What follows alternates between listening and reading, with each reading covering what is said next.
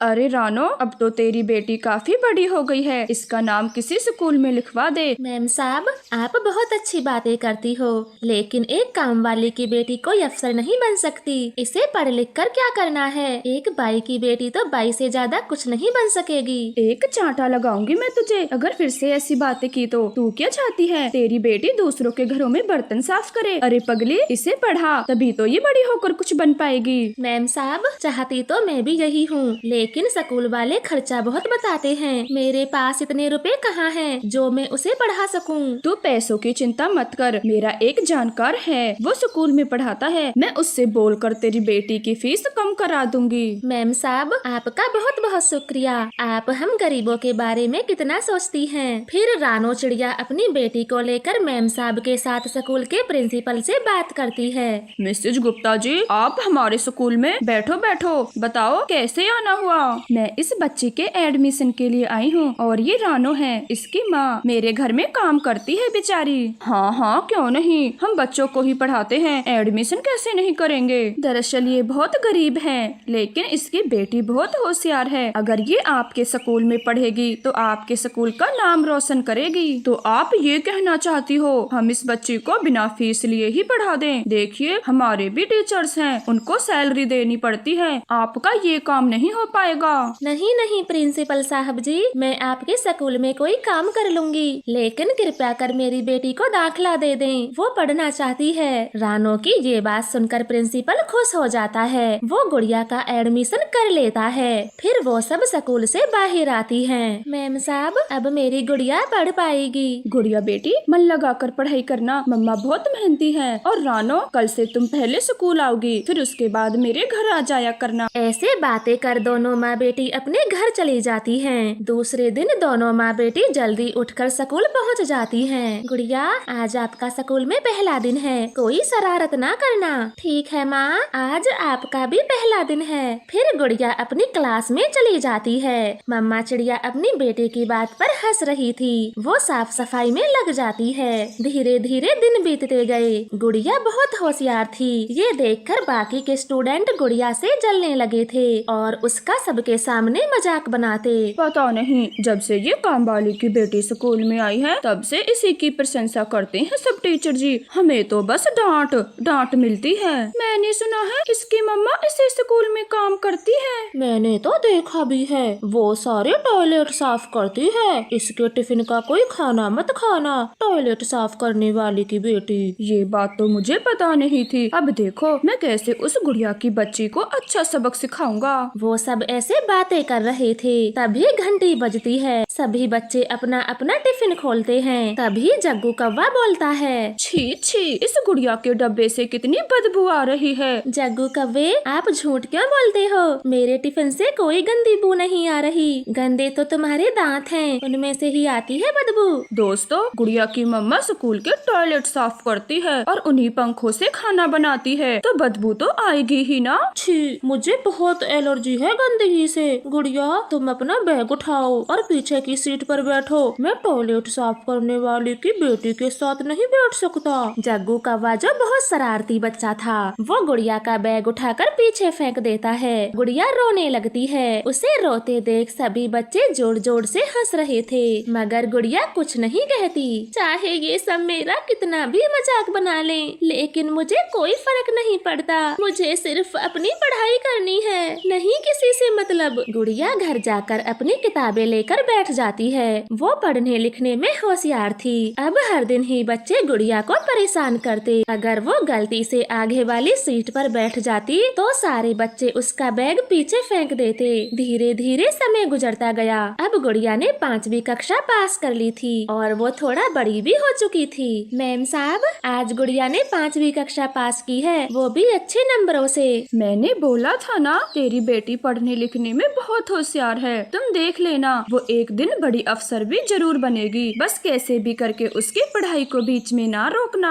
जी ma'am साहब, मैं दिन रात एक कर दूंगी, मगर अपनी गुड़िया की पढ़ाई नहीं रोकूंगी। अब मम्मा चिड़िया अपनी बेटी की पढ़ाई को लेकर सीरियस हो जाती है। उसे चाहे बुखार हो, लेकिन वो काम से छुट्टी ना करती। साल बीतते गए। अब गुड़िया 10वीं कक्षा में भी पास हो चुकी थी। शाबाश गुड़िया बेटी, शाबाश, आपने 10वीं कक्षा को फिर प्रथम स्थान से पास किया है। मुझे पूरा यकीन है तुम 12वीं कक्षा में भी टॉप करोगी। जी मास्टर जी, मैं अपना पूरा ध्यान लगाकर पढ़ाई करूंगी और आपकी उम्मीदों पर खरा उतरूंगी। फिर खुशी खुशी गुड़िया घर आती है। वो अपनी मम्मा को देखकर चौंक जाती है। मामा, तुम्हें क्या हो गया? सुबह तो आप बिल्कुल ठीक थी, आपको ये चोट कैसे लगी? गुड़िया छोड़ ये सब, बेटा तेरा इम्तिहान आने वाला था, जल्दी बताओ तुम्हारे नंबर कैसे आए हैं? हाँ माँ, मैं हर बार की तरह इस बार भी कक्षा में प्रथम आई हूँ। अब आप बताओ ये चोट कैसे लगी? गुड़िया बेटी, मैं रोड पर चल रही थी और तभी मुझे चक्कर आ गए, मैं वहीं गिर गई, बस तभी ये चोट आई है।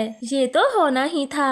आप अपना जरा भी ध्यान नहीं रखती, आराम तो बिल्कुल ही नहीं करती, बस काम काम करती हो। हाँ चल, अब गुस्सा मत हो, खुशी का दिन है, जानबूझकर थोड़े ना गिरी थी मैं, और ये तो मामूली सी चोट है। अब गुड़िया अपनी मम्मा की खूब देखभाल कर रही थी। एक दिन गुड़िया सोचती है, मम्मा कितना काम करती हैं, पहले स्कूल जाती हैं और फिर मैम साहब के घर, मैं भी तो स्कूल जाती हूँ, तो फिर स्कूल का काम मैं ही क्यों ना कर लूँ? मम्मा कितनी कमजोर भी तो हो चुकी हैं। ऐसे सोचकर गुड़िया प्रिंसिपल से अपने काम करने की बात करती है और घर जाकर अपनी मम्मा से झूठ बोल देती है। माँ, अब तुम कल से स्कूल नहीं जाओगी, प्रिंसिपल ने आपको आराम करने के लिए बोला है, उन्होंने नई काम वाली रख ली है। गुड़िया, ये क्या कहती हो? मुझे छुट्टी नहीं चाहिए, कहीं तुम्हें स्कूल से निकाल दिया तो? नहीं नहीं, मैं अभी जाती हूँ और बात करती हूँ। अरे वो मुझे स्कूल से नहीं निकालेंगे, आप चिंता मत करो, प्रिंसिपल बहुत अच्छे हैं। इस तरह से गुड़िया अपनी मम्मा को समझाते हुए रोक देती है और खुद सुबह जल्दी स्कूल पहुंचकर झाड़ू लगाती है और उसके बाद टॉयलेट साफ करती है। फिर क्लास में जाती है। गुड़िया को काम करते देख सभी बच्चे हंसते हैं, मगर उसे कोई फर्क नहीं पड़ता। वो काम करने के साथ साथ अपनी पढ़ाई भी करती। ऐसे ही समय गुजरता गया और गुड़िया आगे पढ़ती रही। वो बहुत पढ़ाई करती है, एक दिन बड़ी अफसर बन जाती है। मम्मा चिड़िया तो बहुत खुश थी। मामा, आज आपकी ख्वाहिश पूरी हो गई, देखो मैं अफसर बन गई हूँ, अब आपको दूसरों के घरों में काम करने की कोई जरूरत नहीं। शाबाश मेरी गुड़िया बेटी, मैं क्या बोलूँ, मेरे पास तो शब्द ही नहीं है, पर आज मैं बहुत खुश हूँ, एक काम वाले की बेटी अफसर बन गई, मैं बहुत खुश हूँ। रानो चिड़िया ने अपने आंगन में 5 तरह के पेड़ लगाए थे, आम, केला, संतरे और चीकू, अनार। छोटी चिड़िया अपने फलों को सभी पक्षियों को खाने देती, वो कभी भी अपना पराया नहीं करती। सच में चिड़िया बहन, आप कितनी अच्छी हो, मेहनत से पानी लगाया खुद ने और नन्हे से पौधों की देखभाल की, और जब फल लगने लगे तो बुला बुला कर दूसरे पक्षियों को खिलाती हो, आप जैसा कोई दूसरा नहीं। कबूतर, मैंने कभी भी अपने फलों पर अपना हक नहीं जमाया, फिर भी पता नहीं वो कौन पक्षी है जो मेरे फलों को तोड़ तोड़ के नीचे फेंक जाता है। चिड़िया, ज्यादातर वो कौवा ही रहता है आपके पेड़ों पर, वही करता होगा ये सब, मैं तो अब का गया गया कल ही आऊंगा। ये बोलकर कबूतर वहाँ से चला जाता है और चिड़िया एक पेड़ में छुप के बैठ जाती है। वो नजर रखती है आखिर कौन उसके फलों को बिगाड़ के जाता है। थोड़ी देर में वहाँ मस्ताना कालू कौवा आता है और हर रोज की तरह अनार के पेड़ पर बैठ जाता है। कालू कौवा अपनी गर्दन इधर उधर घुमाता है। आज भी कोई नहीं है, सब चले गए, मैं हर रोज की तरह छोटी चिड़िया के पूरे अनार तोड़ तोड़ के नीचे फेंक दूंगा। ऐसे कालू कौवा अनार तोड़कर नीचे फेंकने लगता है। अच्छा, तो ये कालू कौवा है जो मेरे अनार बर्बाद कर रहा है, मैं अभी इसको सबक सिखाती हूँ। फिर रानो चिड़िया अपनी मजबूत लाठी उठाती है और कालू कौवे के पास जाती है। चिड़िया कालू की पिटाई शुरू करती है।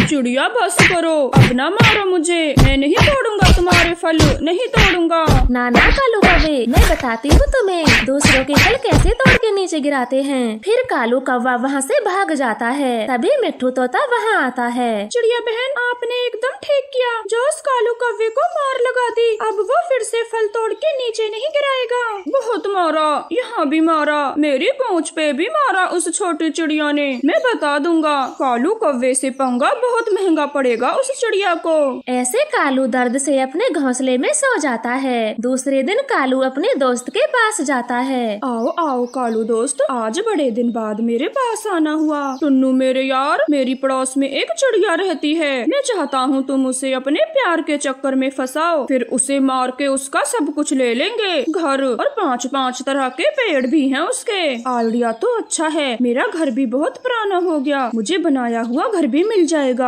ऐसे योजना बना के दोनों दोस्त एक साथ चले जाते हैं और चिड़िया के घर से थोड़ा दूर बैठ जाते हैं। जाओ जाओ टुन्नू, वो चिड़िया अपने पेड़ों पे बैठी है। फिर टुन्नू चिड़ा उड़ता हुआ रानो चिड़िया के पास जाता है। मैं काफी देर से भोजन की तलाश में फिर रहा हूँ, क्या मैं आपके फल खा सकता हूँ? हाँ हाँ क्यों नहीं, ये फल सबके लिए हैं, तुम खा सकते हो। फिर टुन्नू एक अनार खा लेता है। बहुत मीठा और स्वादिष्ट फल था तुम्हारा, बहुत बहुत धन्यवाद, मेरा पेट भर गया। आप नए पक्षी लगते हो, पहले तो कभी अपने जंगल में नहीं देखा। हाँ, मेरा नाम टुन्नू है, मैं आज ही आया हूँ आपके जंगल। अब मैं चलता हूँ, तुमसे बातें करके बहुत अच्छा लगा। मुझे अपने लिए नया घोंसला बनाना है, क्या तुम बता सकती हो सूखे तिनके कहाँ मिलेंगे? पहाड़ों पर सूखे घास के तिनके मिल जाएंगे आपको। ऐसे बोलकर टुन्नू चिड़ा वहाँ से चला जाता है। ये टुन्नू चिड़ा कितना ईमानदार और मेहनती पक्षी है, बिल्कुल मेरी तरह। क्या हुआ टुन्नू, चिड़िया ने तुमसे शादी की बात की? कालू यार, तू तो पागल है, इतनी जल्दी कौन शादी की बातें करता है, थोड़ा समय बीत जाने दे। फिर उस दिन के बाद टुन्नू चिड़ा अक्सर चिड़िया के फल खाने आता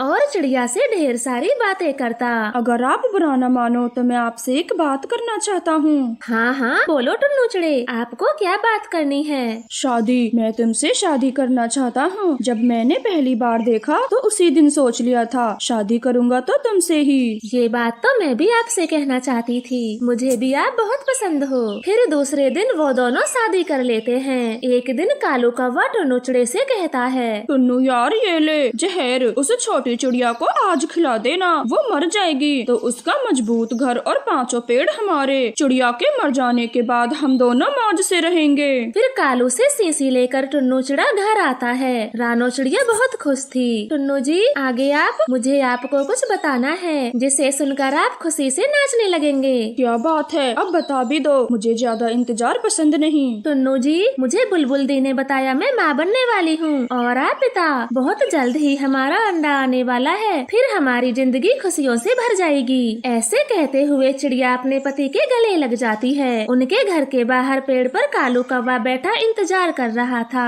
वो तो चिड़िया के मरने की राह देखता है। नहीं, मैं रानो और उसके बच्चे को नहीं मार सकता, ये जहर की शीशी कालू कौवे को वापस दे के आता हूँ। क्या हुआ टुन्नू यार, चिड़िया मर गई? नहीं कालू दोस्त, मैं चिड़िया को नहीं मार पाया, वो अंडे देने वाली है। टुन्नू पागल मत बन, तेरी शादी एक नाटक है, अभी जा और चिड़िया को मार दे। कालू तू कैसी बातें करता है, मैं चिड़िया से प्यार करने लगा हूँ, मैं अपने परिवार को नहीं मार पाऊंगा। टुन्नू तो क्या मैं तुझे चिड़िया के साथ खुशी खुशी रहने दूंगा? कभी नहीं, अभी जाकर चिड़िया को तेरा सच बताता हूँ, फिर देखना चिड़िया ही तुझे अपने घर से बाहर निकाल देगी। कालू दोस्त कृपया अभी चिड़िया को मत बताओ, वो अंडा देने वाली है, सच जानकर बहुत दुख होगा। जब अंडा आ जाएगा तो मैं खुद चिड़िया को मार दूंगा। देख टुन्नू, इस बार अपनी जुबान से पीछे मत हट जाना, चिड़िया जैसे ही अंडा दे उसे मार देना। ऐसे बातें कर टुन्नू चिड़ा कालू कौवे को कुछ दिनों के लिए समझा देता है। धीरे धीरे दिन गुजरते गए। फिर एक दिन चिड़िया अंडा दे देती है। टुन्नू जी, हमारा अंडा कितना प्यारा है, इससे निकलने वाला बच्चा भी बहुत प्यारा होगा। हाँ रानो जी, बिल्कुल आपकी तरह होगी हमारी बच्ची, बहुत सुंदर। क्यों टुन्नू जी, बेटी ही क्यों, हमें बेटा भी तो हो सकता है, और वो तो हूबहू आपके जैसा ही होगा। वो दोनों पति पत्नी बहुत खुश थे। तभी उनके घर कालू कौवा पहुंच जाता है। उसके पंख में वो जहर की शीशी थी। वाह चिड़िया, आपने अंडा दे दिया, बहुत खुशी की बात है। टुन्नू चिड़े, लो पकड़ो अपनी शीशी, तुम इसे बाहर ही भूल आए थे। टुन्नू जी, ये किस चीज की शीशी है और इसके अंदर क्या है? टुन्नू चिड़ा जानता था ये वही शीशी है जिसके अंदर जहर था। वो डरा डरा सा बोलता है, रानो इस शीशी में शहद है, मैं बाहर भूल आया था शायद। कालू अब तुम जाओ। ठीक है टुन्नू, जाता हूँ, मगर थोड़ा ध्यान रखा करो, ऐसे अपनी चीजें बाहर नहीं भूलते। ये कहकर कालू कौवा वहाँ से चला जाता है। टुन्नू चिड़ा तो बहुत परेशान था, उसे समझ नहीं आ रहा था वो अब क्या करे। अब मैं क्या करूँ, जहर नहीं दूंगा अपनी पत्नी को, अगर मैंने ऐसा नहीं किया तो कालू सब कुछ बता देगा। इससे अच्छा तो मैं रानो को सब बता देता हूँ, फिर रानो की ही मर्जी, वो मुझे अपने साथ रखे या ना रखे। ऐसे फैसला कर टुन्नू चिड़ा अपनी पत्नी को सब बता देता है। वो तो बहुत रो रहा था और रानो से माफी मांगता है। रानो मुझे माफ कर दे, मैंने कालू के कहने से तुमसे शादी की, अब मैं तुमको पसंद करने लगा हूँ। पूरी जिंदगी ऐसे ही गुजारना चाहता हूँ। भगवान के लिए मुझे इस अंडे से दूर न करें, मैं मर जाऊंगा। टुन्नू जी चुप हो जाएं, मैं भी इसी दिन का इंतजार कर रही थी। जब आप कालू कौवे को जहर की शीशी लौटाने गए थे तो मैंने सब देख लिया था। उस समय तो मुझे बहुत दुख हुआ, मगर आज आपको ऐसे देखकर बहुत खुशी हुई। फिर वो दोनों खुशी खुशी रहने लगते हैं। कुछ समय बाद उनके अंडे से बच्चा भी निकल जाता है। टुन्नू अपने परिवार में बहुत खुश था। दूर पहाड़ों के जंगल में कालू गौरी नाम के पति पत्नी रहते थे। गौरी मेरी जान, आज मुझे व्यापार में बहुत मुनाफा हुआ है, मैं बहुत खुश हूँ। तो आज आप भोजन में मटर पनीर बनाओ। हाँ कालू, मटर पनीर के साथ में गुलाब जामुन भी बना देती हूँ। आपकी नौकरानी जो ठहरी। ये कैसी बातें करती हो गौरी, तुम तो मेरी पत्नी हो, ये सारी चीजें तो तुम्हें बनानी ही होंगी। ठीक है, अब गुस्सा ना करें, मैं आपके लिए मटर पनीर बना दूंगी। ये सुनकर कालू कौवा अपने काम पर चला जाता है और गौरी कौवी गुस्से में बड़बड़ाती है। अब इस कालू कौवे की फरमाइशें पूरी करो, चलो बाजार सामान लेने। मैं तो पूरी तरह से नौकरानी बन गई हूँ, शादी क्या हो गई। फिर गौरी कौवी अपना थैला उठाती है और बाजार को चली जाती है। रास्ते में उसे अपनी सहेली चंदा कौवी मिल जाती है। अरे गौरी, इतनी सुबह थैला लेकर कहाँ भागी जा रही है, रुक जरा। चंपा कौवी, रुकने का समय नहीं है मेरे पास, कालू के लिए मटर पनीर बनाना है और न जाने क्या क्या। जिस दिन से शादी हुई है मुझे तो एक पल के लिए चैन नहीं, नौकरों से भी बुरी हालत हो गई है मेरी। अरे गौरी, तू तो शादी के बाद बहुत दुखी लगती है, मुझे बता, मैं तेरी जरूर मदद करूंगी। चंपा, मैं तुझे क्या ही बताऊं, कहने को तो मैं एक अमीर कौवे की पत्नी हूँ, लेकिन घर में काम करके मेरी बुरी हालत हो रही है। मुझ में और एक नौकरानी में कोई फर्क नहीं, पूरा दिन काम में निकल जाता है, जरा भी सुकून से बिताने के लिए समय नहीं है मेरे पास। अरे रे, तेरी हालत तो बहुत खराब है। और मुझे देख, मेरे पति ने 2 शादियाँ की हैं, जरा भी काम नहीं करना पड़ता मुझे। मैं अपनी सौतन को धमकाकर सारे काम उसी से करवाती हूँ। मैं तो कहती हूँ तू भी अपने पति की दूसरी शादी करवा दे। ऐसे कहकर चंपा कौवी वहाँ से चली जाती है। गौरी के मन में तो उसकी बातें घर कर जाती हैं। अरे वाह, इस चंपा कौवी की जिंदगी तो बहुत अच्छी है, क्यों ना मैं भी कालू की दूसरी शादी करा दूं और अपनी सौतन से सारा काम किया करूंगी। फिर तो जिंदगी में मजे ही मजे हैं, मैं बैठ के खाऊंगी और मेरी सौतन बना के देगी। फिर रात हो जाती है। कालू कौवा अपने काम से घर आता है। गौरी कौवी उसे मटर पनीर देती है।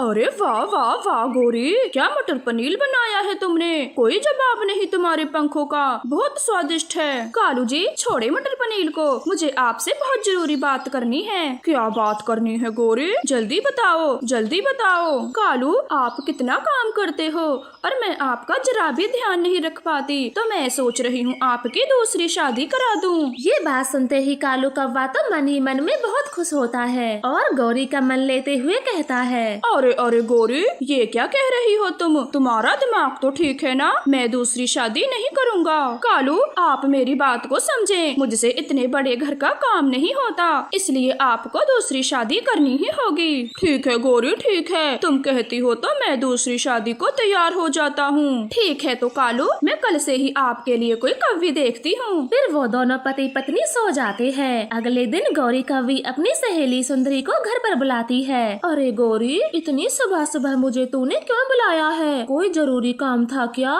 देखो सुंदरी कौवी, मुझे घुमा फिरा के बात नहीं करनी, मैं सीधे सीधे बातें करती हूँ। मेरे पति कालू का बहुत बड़ा बिजनेस है और कमाता भी अच्छा है और हमारा घर भी बहुत बड़ा है, पूरे जंगल में किसी पक्षी का नहीं है, तो क्या तुम मेरे कालू से शादी करोगी? गौरी कौवी की ये बात सुनकर सुंदरी कौवी सोच में पड़ जाती है। इससे शादी करके तो मेरे मजे ही मजे होंगे और ये गौरी भी पागल है, पर मुझे क्या, खुद से कह रही है तो मैं कर लूंगी शादी, मैं करूंगी शादी। हाँ गौरी, मुझे भी तुम्हारा कालू बहुत पसंद है, मैं करूंगी शादी, हम दोनों मिलकर इस घर में साथ साथ रहेंगे। हाँ सुंदरी कौवी, तू एक बार शादी करके घर में तो आ जा, फिर देखेंगे हम कैसे साथ साथ रहते हैं। गौरी कौवी ऐसे सोच रही थी, लेकिन कालू कौवा तो बहुत खुश था। वो सुंदरी कव्वी से कहता है, सुंदरी कवि चलो, नदी के उस पार मेरे खेत हैं, मैं आपको करीब से दिखा के लाता हूँ। ये कहकर कालू कौवा सुंदरी को अपने साथ ले जाता है। वो उसे जंगल की सैर कराता है और अपने खेतों में ले जाकर बातें करता है। ये ले मेरी छोटी पत्नी, अंजीर का फल खाएं, बहुत मीठा है ये। लाए लाए मेरे होने वाले पति, आपके हाथ से तो मैं जहर भी खा लूं। आप कितने अच्छे हो। हट पगली, ये क्या बोल रही है? मैं तुझे जहर क्यों दूं? तू तो मेरे सपनों की रानी बन के रहेगी और गोरी नौकरानी। वो दोनों ऐसे बातें करने में मसरूफ थे। तभी रानो चिड़िया उन्हें देख लेती है। ऐसे बातें करते देख वो चौंक जाती है। वो भागी भागी सीधा गोरी के पास जाती है। गोरी बहन, मैं ये क्या देख कर आ रही हूँ? कालू सुंदरी शादी करने वाले हैं, आप रोके उन्हें। रानो, घबराने की कोई बात नहीं है, मैंने ही दोनों की शादी करने का फैसला किया है। ये क्या कह रही हो गोरी? तुम कालू की दूसरी शादी करवाना चाहती हो? तुम्हें पता तो है ना तुम्हें कितनी मुश्किलें आएंगी। सौतन को घर में लाना मरने के बराबर होता है और तुम खुद ही अपने पंख पे कुल्हाड़ी मार रही हो। रानो चिड़िया, मैं गोरी कवि हूँ, गोरी कवि बिना सोच समझ के कुछ काम नहीं करती, तो तुम मेरी फिक्र करना छोड़ दें। ठीक है गोरी, आपने फैसला लिया है तो कोई बात नहीं, अब मैं जा रही हूँ यहाँ से, अपना ख्याल रखना। ऐसे गोरी को समझाकर रानो चिड़िया वहाँ से चली जाती है। कालू कौवा सुंदरी के प्यार में पागल था। वो सारा दिन उसी के साथ घूमता था। अपने घर तो सिर्फ भोजन खाने के लिए ही आता था। गोरी, जल्दी भोजन दे दें, मुझे बहुत भूख लगी है। कालू, आप ये बिरयानी खाएं, जब तक मैं सुंदरी कवि के घर जाती हूँ शादी की तारीख पक्की करने, उसे भी तो बताना है। ये कहकर गोरी कवि सुंदरी के घर जाती है। वो देखती है कि सुंदरी किसी से बातें कर रही थी। सुंदरी, कब कर रही हो उस कालू से शादी? मुझे तुम्हारा उसके साथ घूमना फिरना अच्छा नहीं लगता। भूरे जी, बस कुछ दिनों की ही बात है। जैसे ही वो मुझसे शादी करते हैं, मैं सारा कुछ लेकर आ जाऊंगी और आपके साथ चल दूंगी जंगल छोड़ के। सुंदरी, जो भी करना है जल्दी करें, मुझे वो कालू कौवा बहुत बुरा लगता है। मैं किसी दिन उसका खून कर दूंगा। आखिर किसको पसंद है अपनी पत्नी को दूसरे पक्षियों के साथ घुमाना? सब्र करें पति जी, मैं बहुत जल्द ही उसका सब कुछ लूटने वाली हूँ। बस एक बार शादी हो जाने दें। वो दोनों पति पत्नी ऐसे बातें कर रहे थे और गोरी उनकी सारी बातें सुन लेती है। खबरदार सुंदरी की बच्ची, जो मेरे कालू के आसपास भी दिखी, मैं तेरे पंख काट दूंगी दोनों। मैं तेरे और इस भूरे के पंख काट दूंगी। ये क्या कह रही हो गोरी? तुम ही तो मेरी शादी कालू से करवाना चाहती थी, फिर आज ऐसे मना क्यों कर रही हो? बदमाशो, मुझे नहीं पता था तुम मुझे और मेरे कालू को लूटना चाहती है, लेकिन मैं ऐसा होने नहीं दूंगी। मैंने तुम दोनों की पूरी बातें सुन ली हैं, अब ये शादी नहीं होगी। ऐसे कहते हुए गोरी कवि घर चली जाती है। बताएं गोरी जी, किस दिन की निकली है हमारी शादी? चुप करके बैठ जाएं, शादी आपकी कोई शादी नहीं होगी। और उस सुंदरी कवि के सपने देखना बंद करें, वो पहले से ही शादीशुदा है। और चुपचाप काम पे जाएं। मैं शाम को मटर पनीर बना के रखूंगी और साथ में गुलाब जामुन।